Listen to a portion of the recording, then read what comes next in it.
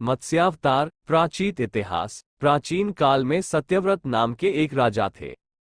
वो बड़े ही उदार और भगवान के परम भक्त थे।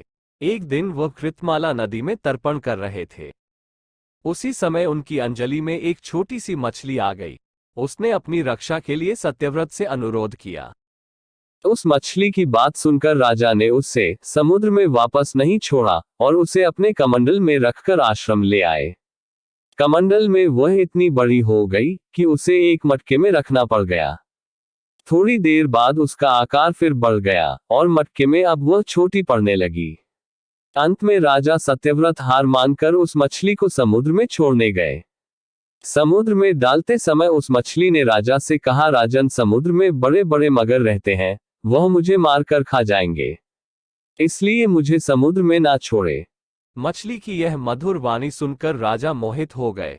अब उन्हें मत्स्य भगवान की लीला समझ में आने लगी थी। वो हाथ जोड़कर प्रार्थना करने लगे।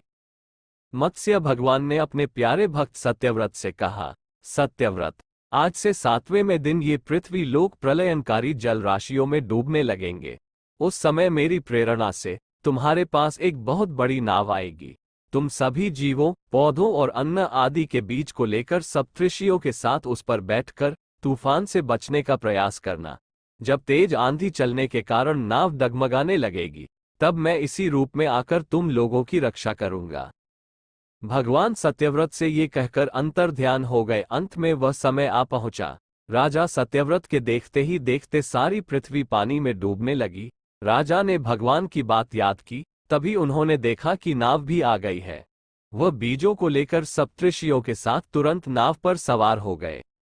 सप्तऋषियों की आज्ञा से राजा ने भगवान का ध्यान किया। उसी समय उस महान समुद्र में मत्स्य के रूप में भगवान प्रकट हुए।